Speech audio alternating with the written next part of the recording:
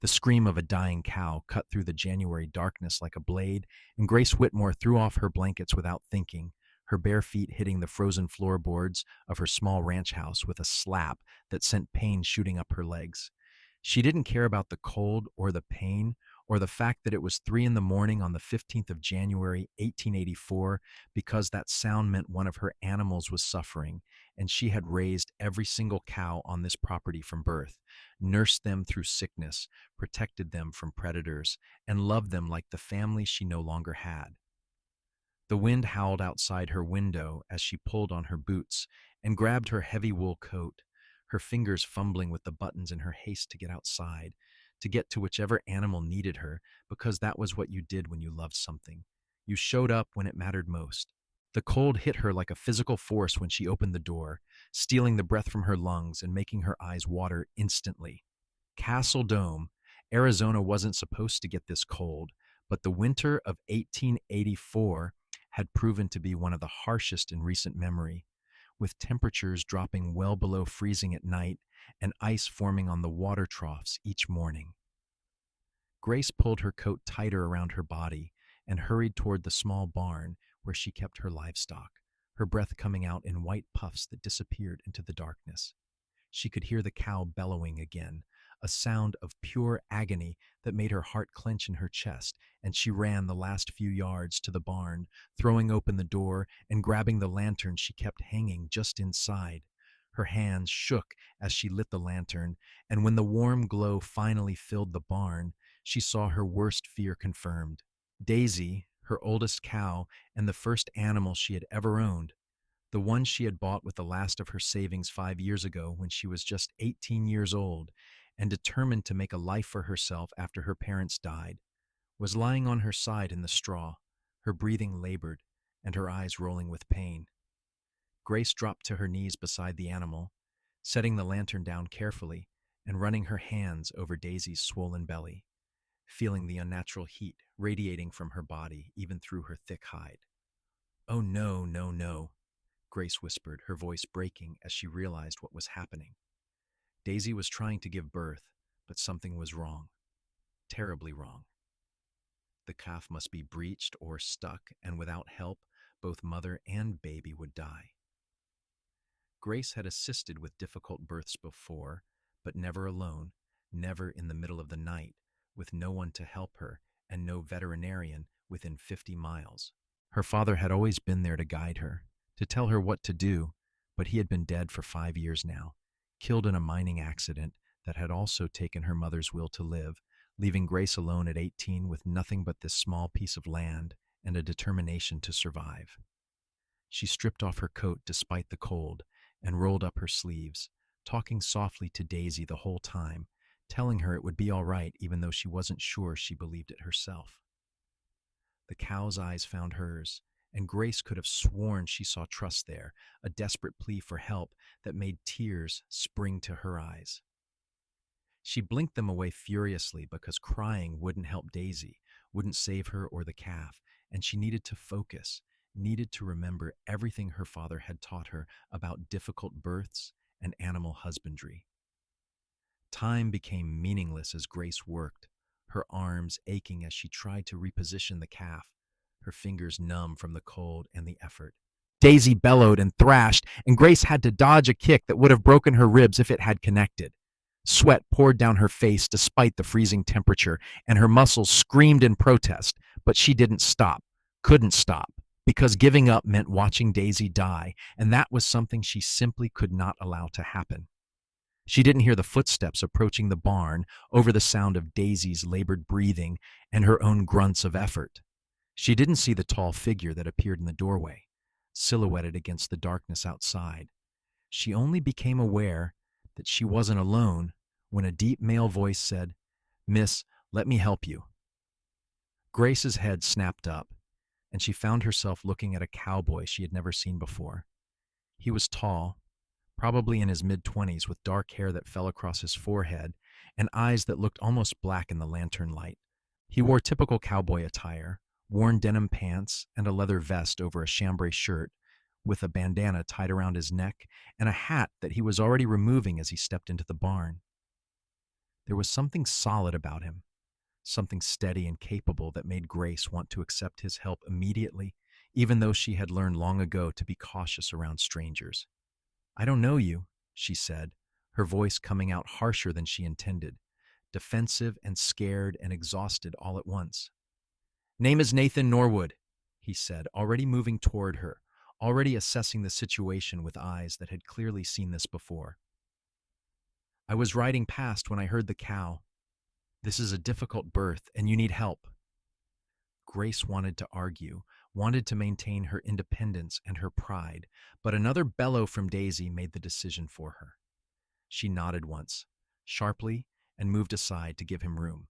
Nathan knelt beside the cow without hesitation, his hands gentle but confident as he examined her, and Grace found herself watching him instead of Daisy, noticing the way his jaw tightened when he realized how serious the situation was, the way his eyes softened with compassion when he looked at the suffering animal. "The calf is breached," he said, confirming what Grace had already suspected. "We need to turn it, and we need to do it fast. Have you done this before?" "With my father," Grace said, "but never alone." "You're not alone now," Nathan said, and the simple certainty in his voice made something inside Grace's chest loosen, just a little. "Tell me what you need me to do." They worked together in the flickering lantern light, their movements gradually synchronizing as they fought to save Daisy and her calf. Nathan's presence was steadying, his calm voice guiding Grace when her own panic threatened to overwhelm her, his strength supplementing hers when her muscles gave out. He never talked down to her or dismissed her knowledge, instead treating her as an equal partner in this desperate endeavor, and Grace found herself trusting him in a way she hadn't trusted anyone since her parents died. The hours crawled by with agonizing slowness. The cold deepened as night stretched toward dawn, and Grace's teeth started to chatter, but she barely noticed because all her attention was focused on Daisy and the life they were trying to save. Nathan shrugged out of his vest at one point and draped it over Grace's shoulders without a word, and she was too tired to protest, too grateful for the warmth that still clung to the worn leather. "I have got it," Nathan said suddenly, his voice tight with concentration. "I can feel the calf. I can turn it. Grace, I need you to be ready to pull when I tell you." It was the first time he had used her name, and Grace realized with a start that she must have told him at some point during the long night, though she had no memory of doing so. The sound of her name and his voice sent a strange warmth through her chest, something she didn't have time to examine or understand, because Nathan was counting down, and then he was shouting, "Now!" and she was pulling with all her remaining strength. The calf came in a rush of fluid and blood, sliding into the straw beside its mother, and for one horrible moment, Grace thought they were too late, that it was stillborn. But then Nathan was rubbing the calf vigorously with clean straw, stimulating its breathing, and suddenly it coughed and gasped and let out a weak but unmistakable cry. Grace felt tears streaming down her face, tears of relief and exhaustion and joy all mixed together. And when she looked up at Nathan, she saw that his eyes were suspiciously bright as well. Daisy lifted her head with obvious effort and turned to look at her baby, and the love in that animal's eyes was so clear, so pure, that Grace had to look away, her throat tight with emotion. Nathan helped position the calf so it could nurse, and they both sat back on their heels, watching as the newborn found its mother's teat and began to drink with growing enthusiasm. Daisy's breathing was still labored, but it was steady, and her eyes had lost that desperate, panicked look. "She is going to make it," Nathan said softly. "They both are." "Thank you," Grace whispered, and the words felt inadequate, too small to contain everything she was feeling. "I could not have done this without you. They would have died." "You would have found a way," Nathan said, looking at her with something that might have been admiration. "I could see how hard you were fighting for her. You did not give up." They sat in silence for a moment, watching the calf nurse, watching Daisy's eyes slowly close in exhaustion. The lantern light cast dancing shadows on the barn walls, and Grace became aware of how close Nathan was sitting to her, close enough that she could feel the warmth radiating from his body, close enough to see the stubble on his jaw and the way his dark hair curled slightly at the nape of his neck. I should tend to Daisy, Grace said, forcing herself to focus on practical matters. She needs water and some molasses to help her regain her strength. I will get the water, Nathan said, standing and offering her his hand. Grace hesitated only a moment before taking it, and the feel of his calloused palm against hers sent an unexpected jolt through her system. He pulled her to her feet easily, and they stood there for just a second too long, hands still clasped, eyes locked, before Grace pulled away and busied herself with mixing molasses into warm water. They worked together to care for Daisy, making sure she drank and that the calf was nursing properly, spreading fresh straw and covering both animals with blankets to protect them from the cold. The sky outside the barn door was beginning to lighten, the deep black of night giving way to the gray of pre-dawn, and Grace realized with a start that they had been working together for hours. The sun will be up soon, Nathan said, echoing her thoughts. Daisy should rest now. The worst is over. Will you stay? The words were out of Grace's mouth before she could stop them, and she felt heat rise to her cheeks. I mean, you must be exhausted. I could make breakfast. It is the least I can do after everything you have done. Nathan smiled, and the expression transformed his face, making him look younger and somehow more approachable. I would like that, he said simply. They walked from the barn to the house together, the cold morning air clearing some of the fatigue from Grace's mind. She became suddenly aware of how she must look, covered in blood and birthing fluid, her hair falling out of its braid, her dress filthy and torn. But when she glanced at Nathan, she saw that he was in similar condition, and somehow that made her feel better, made the situation feel less awkward. Inside the house, Grace stoked the fire in the stove and put coffee on to boil, while Nathan washed up at the basin. She laid out flour and eggs and bacon, her movements automatic after years of cooking for herself, but she found her attention constantly drifting to the man in her kitchen, to the way he moved, to the quiet competence with which he went about even the simple task of washing his hands. You never said what you were doing, riding past my property at 3 a.m, Grace said as she began mixing biscuit dough. Nathan's hands stilled for just a moment before he resumed washing. I'm traveling to California, he said, looking for work on one of the big ranches there. I prefer traveling at night when it is cooler, and I heard your cow from the road. You are not from around here, Grace observed, and it wasn't quite a question. Texas originally, Nathan said, but I have been drifting for a few years now. My parents had a small ranch, but we lost it to drought and debt 3 years back. They died within months of each other, and I have been on the move ever since. The similarity of their stories hung in the air between them, a shared understanding of loss and loneliness and the struggle to survive in a harsh land.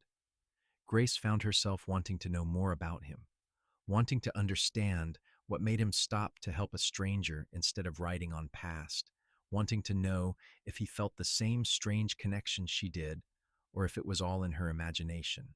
She fried bacon and made biscuits, while Nathan sat at her small table and drank coffee, and they talked about cattle and ranching and the challenges of making a life in the Arizona territory. Nathan told her about growing up in Texas, about learning to ride before he could walk, and helping his father work their small herd. Grace told him about her parents, about how her mother had never truly recovered from her father's death, about the 5 years she had spent alone on this small ranch, fighting to keep it afloat. You have done well for yourself, Nathan said, looking around the small but tidy kitchen. This is not easy country for anyone, let alone a woman alone. I have managed, Grace said, trying to keep the defensiveness out of her voice. She had heard variations of that comment from townspeople in Castle Dome for years, always with an undercurrent of judgment or surprise, as if they couldn't believe she was capable of surviving without a man to take care of her. But Nathan just nodded, as if it was the most natural thing in the world. I can see that, he said.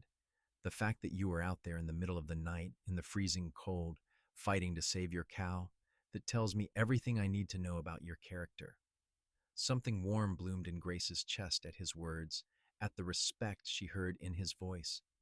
She set a plate of food in front of him and sat down across the table with her own, and they ate in companionable silence as the sun rose outside the window, painting the desert landscape in shades of gold and orange. When breakfast was finished and the dishes were washed, Nathan stood and reached for his hat, and Grace felt something like panic flutter in her stomach at the thought of him leaving. In just a few hours, this stranger had become something more, someone she felt connected to in a way she didn't fully understand, and the thought of watching him ride away, of never seeing him again, made her chest ache. "I should check on Daisy before I go," Nathan said, and Grace nodded, following him back out to the barn. Daisy was resting peacefully, her breathing steady and strong, and the calf was curled up beside her, sleeping off its first meal. They both looked healthy and content, and Grace felt tears prick her eyes again at the sight. Without Nathan's help, this scene would have been very different. Daisy would be dead, the calf would never have lived, and Grace would have lost not just an animal, but a piece of her heart. "Thank you," she said again, turning to face Nathan. "I know I keep saying it, but I do not know what other words to use. You saved them. You saved both of them." "We saved them," Nathan corrected gently. "Together." They stood in the barn, the morning light streaming through the cracks in the walls, and Grace found herself memorizing everything about this moment, about the way Nathan looked standing there with dust motes dancing around him, about the warmth in his eyes when he looked at her, about the way her heart was beating just a little too fast in her chest. "I wish you did not have to go," she said softly, and the admission felt like stepping off a cliff, like exposing something vulnerable and fragile. Nathan took a step closer to her, close enough that she had to tilt her head back to look up at him. "What if I stayed?" he asked, his voice low and rough. "What if I stayed here in Castle Dome instead of going to California? I am good with cattle, I am a hard worker, and I could help you with this ranch. You need help, Grace, even if you are too proud to admit it." Grace's breath caught in her throat. It was everything she wanted, everything she had been too afraid to even hope for, and the fact that he was offering it, that he wanted to stay, made her feel like she might float away if she wasn't careful. "You do not even know me," she said, but there was no conviction in the words. "I know enough," Nathan said. "I know you are brave and strong and loyal. I know you would fight through a freezing night to save an animal you love. I know you are independent and capable, but not too proud to accept help when you need it. What else do I need to know?" "Why?" Grace whispered. "Why would you stay for me?" Nathan reached out and tucked a strand of her hair behind her ear, his touch gentle, and Grace shivered at the contact. "Because in all my years of drifting, I have never met anyone like you," he said simply. "Because when I heard that cow and came to help, I never expected to find someone who would make me want to stop running. But here you are, and here I am, and I am asking you to let me stay." Grace thought about all the reasons she should say no, about how little they knew each other, about how he could be anyone, about how opening her heart meant risking the kind of pain she had felt when she lost her parents. But she also thought about the long, lonely nights she had spent in this house, about the endless work with no one to share it with, about the ache in her chest at the thought of watching him ride away. "Stay," she said, and the word felt like jumping off that cliff, like falling without knowing if there was anyone to catch her. "Please stay." Nathan's smile was like the sun breaking through clouds, bright and warm and full of promise. He didn't kiss her, not then because it was too soon, and they both knew it, but he took her hand and squeezed it gently, and that simple touch felt like a vow, like the beginning of something neither of them fully understood, but both were willing to explore. The days that followed were filled with work and conversation, and the slow, careful dance of two people learning to trust each other. Nathan moved into the small bunkhouse Grace's father had built behind the main house, and he threw himself into ranch work with an enthusiasm that both impressed and touched her. He repaired the fences she had been meaning to fix for months. He reinforced the barn roof. He helped her tend to Daisy and the new calf, which Grace had named Hope because it felt appropriate. They worked side by side, from dawn to dusk, and in the evenings, they would sit on the porch of Grace's small house and talk about everything and nothing. Nathan told her stories about his childhood in Texas, about wild horse roundups and cattle drives and the vast open spaces he had left behind. Grace told him about her dreams for the ranch, about wanting to expand her herd, about her plans to build irrigation systems to better use the limited water available in this desert landscape. Castle Dome was a small mining town, and news of Nathan's presence on Grace's ranch spread quickly. Grace was prepared for gossip and judgment, for the townspeople to make assumptions about their relationship, but Nathan handled it all with a quiet dignity that made her respect him even more. When they went to town together for supplies, he was polite but distant with the curious onlookers, making it clear without saying a word that their arrangement was none of anyone's business. It was old Mrs. Henderson from the general store who finally confronted Grace directly, catching her alone while Nathan was loading supplies into the wagon. "It is not proper, a young woman like you living alone with a man who is not your husband," the older woman said, her voice sharp with disapproval. Grace had faced down enough judgment in the 5 years since her parents' death that Mrs. Henderson's words barely fazed her. "Nathan works for me," she said calmly. "He stays in the bunkhouse, and our arrangement is perfectly respectable. But I appreciate your concern." The sarcasm in the last sentence was perhaps a bit much, but Mrs. Henderson just sniffed and turned away, and Grace counted it as a victory. When she told Nathan about the exchange later, he laughed, a deep, genuine sound that made Grace's heart skip a beat. "Let them talk," he said. "We know the truth, and that is all that matters." But as the weeks passed and January gave way to February, Grace began to realize that the truth was more complicated than she had initially thought.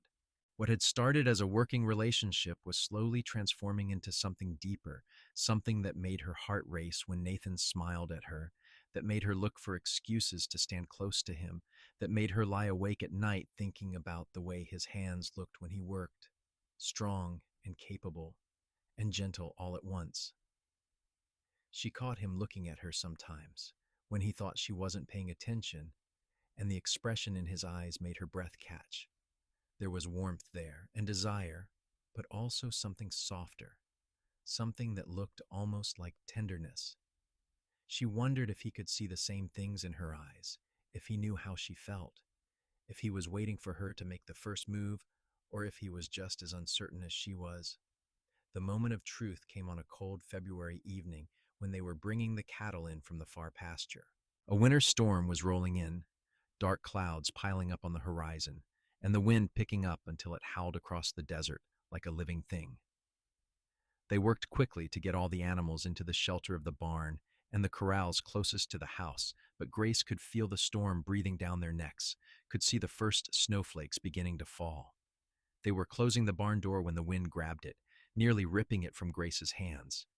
Nathan lunged to help her, his arms coming around her from behind to add his strength to hers, and together they managed to wrestle the door closed and latch it securely. But when Grace turned around, she found herself trapped between Nathan's body and the barn door, his arms still braced on either side of her, his face inches from hers. Time seemed to stop. Grace could hear her own heart pounding in her ears, could see the way Nathan's chest rose and fell with his breathing, could feel the heat of his body even through their heavy coats. His eyes were dark in the fading light, fixed on her face with an intensity that made her knees weak. "Grace," he said, and her name was a question, a plea, a promise, all rolled into one. She didn't let herself think, didn't let herself worry about whether it was too soon, or what people would say, or whether she was making a mistake. She just rose up on her toes and kissed him, pressing her lips to his in a gesture that was equal parts courage and desperation. For one heart-stopping moment, Nathan went completely still, and Grace thought she had made a terrible error, had misread everything, had ruined the friendship they had been building. But then his arms were coming around her, pulling her close, and he was kissing her back with a hunger that matched her own, and Grace felt like she was falling and flying at the same time. The storm broke around them, snow falling in thick sheets, and the wind howling with renewed fury. But Grace barely noticed because all her attention was focused on Nathan, on the way he kissed her like she was precious and necessary, and the answer to every question he had ever asked. His hands cupped her face, his thumbs stroking her cheeks with infinite gentleness, and when they finally broke apart, both breathing hard, Grace felt like something fundamental had shifted in her world. "I have wanted to do that since the night we met," Nathan said, his forehead resting against hers. "But I did not want to push, did not want to make you uncomfortable." "I wanted it too," Grace admitted, and saying the words out loud felt liberating, felt like shedding a weight she hadn't known she was carrying. "I have been thinking about you constantly, wondering if you felt the same way, afraid to hope." "I am falling in love with you," Nathan said, and the simple honesty of the statement took Grace's breath away. "I know it is fast. I know we have only known each other for a few weeks, but I cannot deny what I feel. You are everything I never knew I was looking for." Grace felt tears prick her eyes, but they were happy tears, tears of relief and joy and overwhelming emotion. "I am falling in love with you too," she said. "I did not think I would ever feel this way about anyone, but you changed everything." They kissed again, slower this time, savoring each other. And when they finally made their way to the house, the storm was in full force, but Grace felt nothing but warmth, nothing but happiness, nothing but the absolute certainty that this was right, that Nathan was meant to be here, that they were meant to find each other. The next few months were a blur of hard work and growing love. They continued to maintain separate living quarters because Grace was mindful of her reputation and Nathan respected her wishes, but everyone in Castle Dome could see how they felt about each other. They were constantly together, working side by side during the day and spending their evenings on Grace's porch, talking and laughing and stealing kisses when they thought no one was looking. Daisy recovered completely from her difficult birth, and Hope grew into a strong, healthy calf that followed Grace around like a devoted dog. The sight of the two animals, healthy and thriving, was a constant reminder of the night that had brought Grace and Nathan together, and Grace never looked at them without feeling a surge of gratitude for the chance encounter that had changed her life. Spring came to Castle Dome, transforming the desert into a riot of wildflowers and green growth. The ranch thrived under Nathan's expert care, and Grace found herself able to implement the improvements she had been dreaming about for years. They built new fencing together, expanded the herd with careful purchases from neighboring ranches, and even installed a windmill to pump water more efficiently. But more than the physical improvements to the ranch, Grace found herself changing internally. The loneliness that had been her constant companion for 5 years began to fade, replaced by a sense of belonging and partnership that she had never expected to find again. Nathan made her laugh with his dry humor and gentle teasing. He challenged her ideas and listened to her dreams with genuine interest. He was her partner in every sense of the word, treating her as an equal even when the rest of the world seemed determined to see her as less capable because of her gender. In late April, Nathan rode into town alone to pick up supplies and returned with a small velvet box in his pocket. That evening, as the sun was setting and painting the sky in shades of orange and pink, he got down on one knee in front of Grace on the porch where they had spent so many hours together.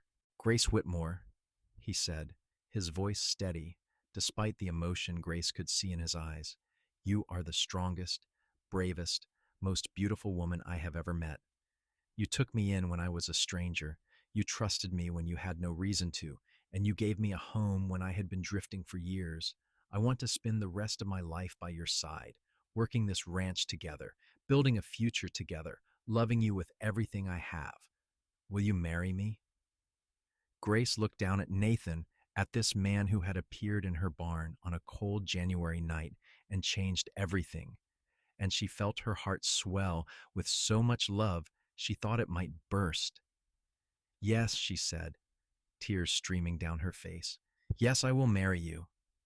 The ring was simple, a thin gold band with a small diamond, and it fit perfectly on her finger. Nathan stood and pulled her into his arms, kissing her deeply, and Grace knew with absolute certainty that she had made the right choice, that this was the beginning of the life she was meant to live. They were married in June in a simple ceremony in Castle Dome's small church. Grace wore her mother's wedding dress, carefully preserved and altered to fit her, and Nathan wore a new suit that made him look handsome and slightly uncomfortable in equal measure. Most of the town turned out for the wedding, including Mrs. Henderson, who gave Grace a grudging nod of approval that made Nathan laugh when Grace told him about it later. The ranch became officially theirs together, and they threw themselves into building their life with the same determination they had shown that first night with Daisy. They expanded the herd steadily, reinvested their profits into improvements, and earned a reputation for quality cattle and fair dealing that brought buyers from as far away as California. But more important than the success of the ranch was the life they built together.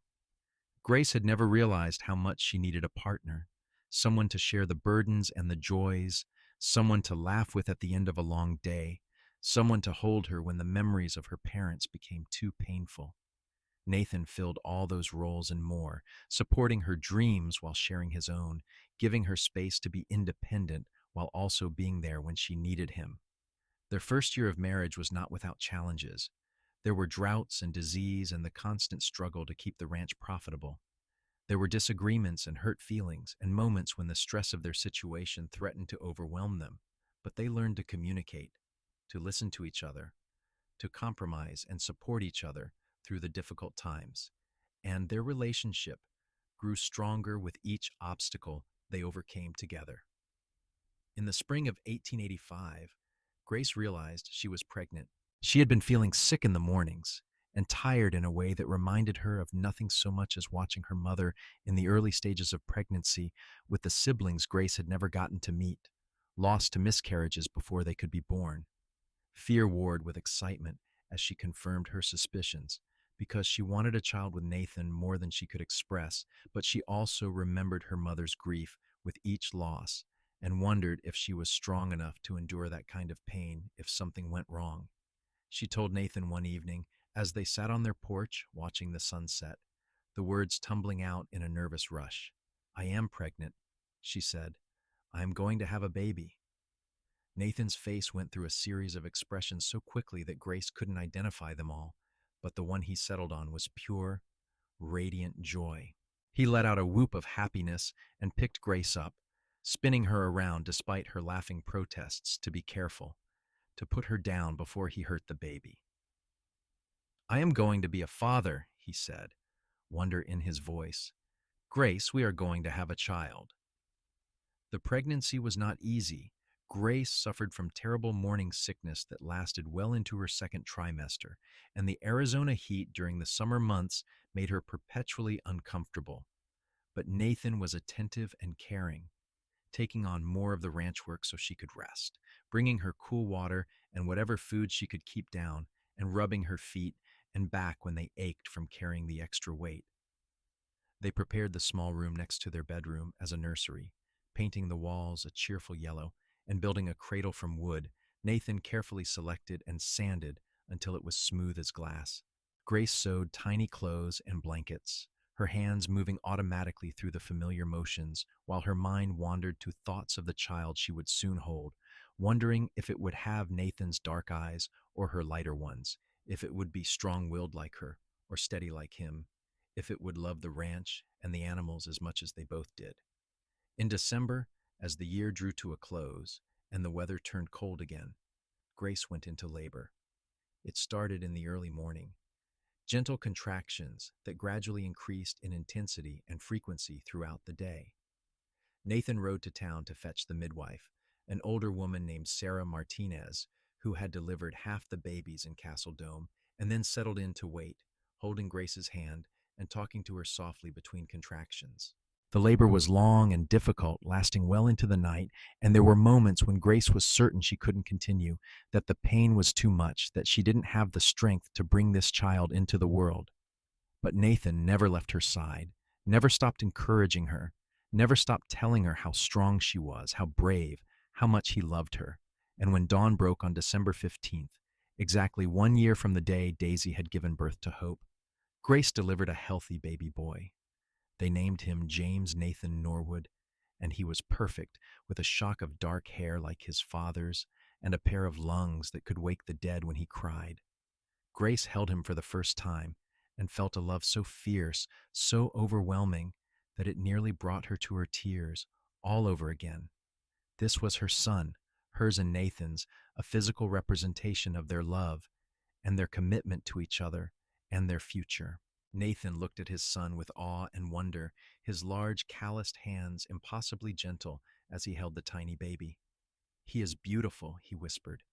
"Grace, he is absolutely beautiful." The first few months with a newborn were exhausting and challenging in ways Grace had never anticipated. James was a fussy baby, prone to colic and needing constant attention, and Grace and Nathan took turns walking the floor with him at night, singing to him and rocking him until he finally fell asleep. The ranch work didn't stop because they had a baby, and they learned to manage their time carefully, to work in shifts so one of them could always be with James, to accept help from neighbors when it was offered. But despite the exhaustion, Grace had never been happier. She would sometimes stop in the middle of her work and just look around at her life, at the ranch she had built with Nathan, at the healthy cattle grazing in the pastures, at her husband working beside her with their son strapped to his chest in a carrier Grace had sewn, and she would feel overwhelmed with gratitude for how far she had come from that lonely, desperate night when Daisy had been dying, and Grace had thought she would lose everything she loved. The years passed in a blur of work and love and growth. James grew into a bright, curious toddler who followed his parents everywhere and showed an early fascination with the cattle, just like his mother. In 1887, Grace gave birth to a daughter they named Eleanor Grace Norwood, who was calm and observant where her brother had been fussy and demanding. And in 1890, they welcomed another son, Michael Samuel Norwood, who seemed to have inherited the best qualities of both his parents. The ranch prospered beyond Grace's wildest dreams. They were able to purchase additional land from a neighboring family who decided to move back east, expanding their grazing area and increasing their herd significantly. They built a larger house to accommodate their growing family, though Grace insisted on keeping her original small house standing, saying it was important to remember where they had started. Nathan proved to be as devoted a father as he was a husband, spending hours with their children teaching them about ranching and animals and the importance of hard work. He was patient with their questions and encouraging of their interests, and he made sure all three children, including Eleanor, learned the skills they would need to run the ranch someday if they chose to.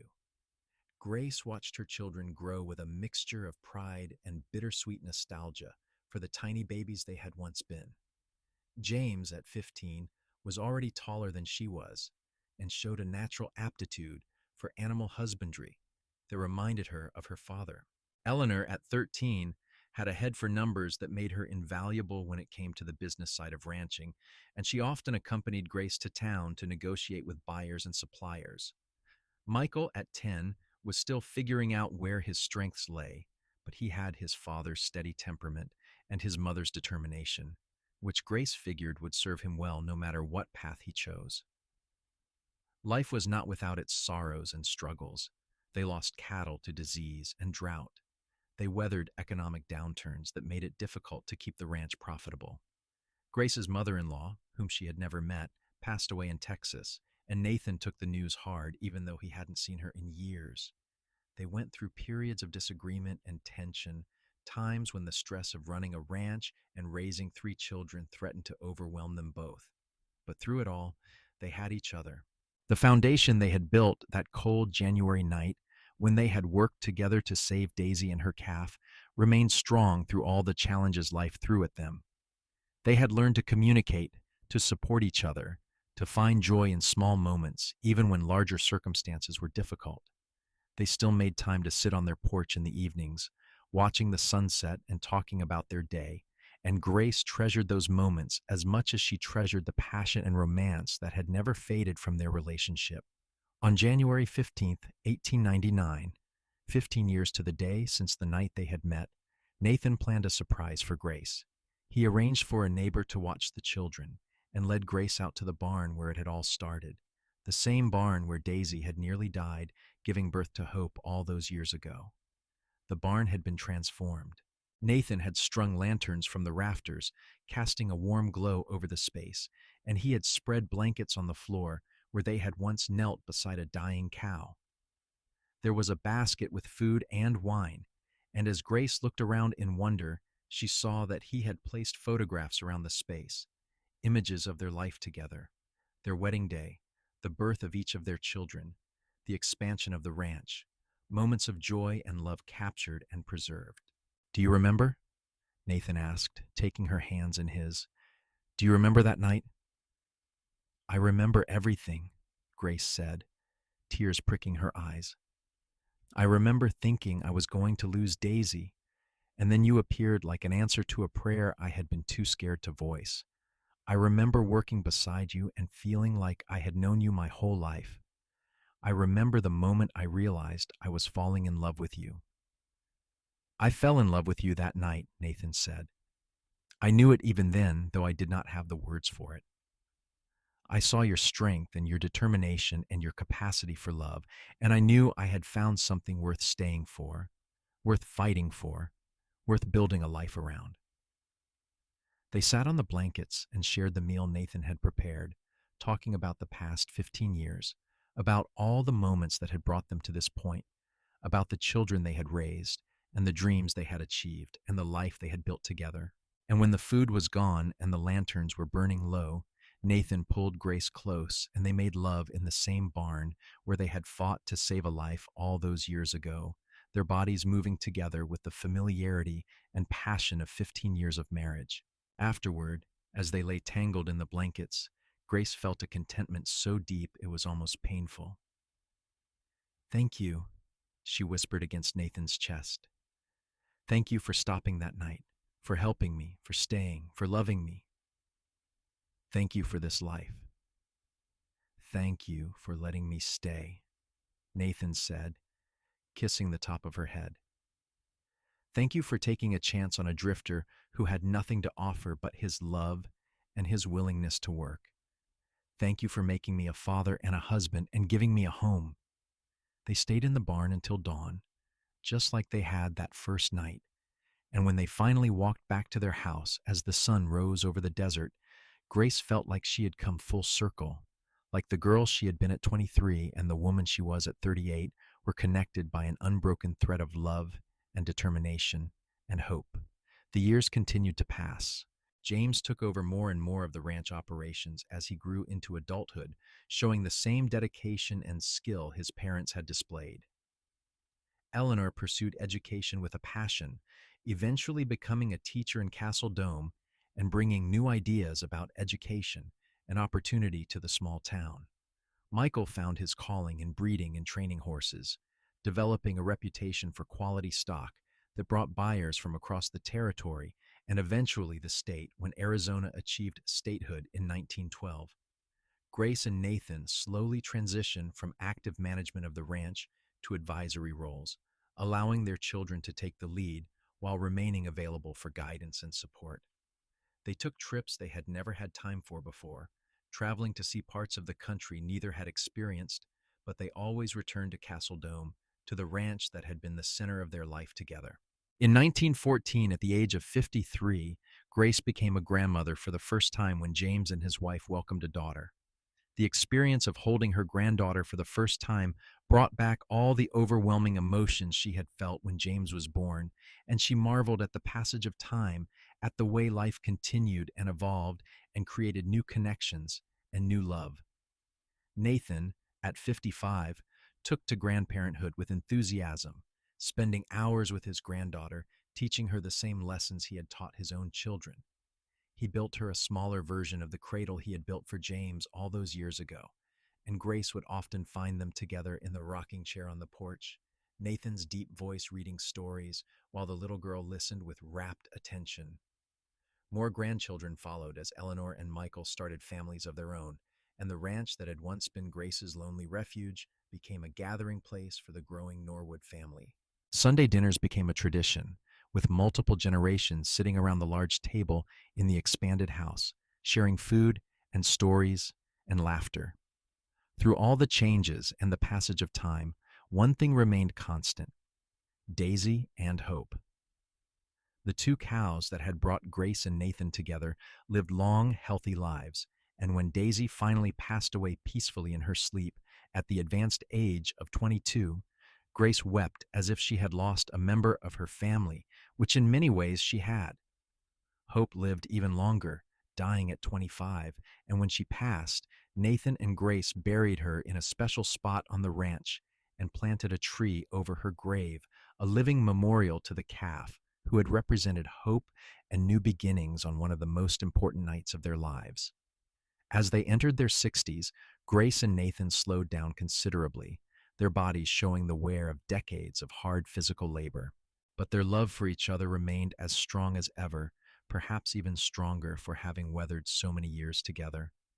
They still sat on their porch every evening, though now they often needed blankets, even in the summer, and they still held hands when they walked, though their steps were slower and more careful than they had once been.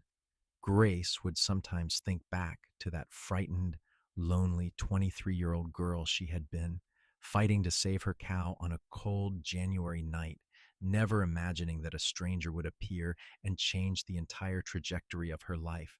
She would think about all the moments that had led to Nathan riding past her ranch at exactly the right time, all the tiny decisions and circumstances that had aligned to bring them together, and she would feel grateful beyond words for whatever force or fate or chance had made it happen. Nathan would sometimes wake in the night and watch Grace sleeping beside him, her hair now more silver than brown, her face lined with age, but still beautiful to him, and he would remember the young woman he had first seen in that barn, exhausted and determined and covered in blood and birthing fluid, and he would marvel at the life they had built together. He had been drifting for years when he met Grace, running from the pain of his losses and the fear of putting down roots only to have them torn away again, but she had given him a reason to stay, a reason to hope, a reason to believe that love was worth the risk. In the spring of 1924, Grace and Nathan celebrated their 40th wedding anniversary with a party that brought together nearly everyone in Castle Dome and the surrounding ranches. Their three children organized the event, which was held at the ranch on a beautiful May afternoon, with tables set up under the trees and enough food to feed an army. There were speeches and toasts and stories shared about Grace and Nathan's 40 years together. And as Grace looked around at the gathered crowd, at her children and grandchildren and friends, at the ranch that had grown from her small, lonely refuge into a thriving family operation, she felt a peace and satisfaction that went bone deep. That evening, after all the guests had left and the children had gone home, and it was just the two of them again, Grace and Nathan took their customary walk around the ranch, checking on the animals and the land they had devoted their lives to protecting and improving. They stopped at Hope's grave and stood together in silence, remembering that long ago night when everything had changed. "We have had a good life," Grace said softly, leaning against Nathan's shoulder. "A really good life." "The best life," Nathan agreed, wrapping his arm around her waist.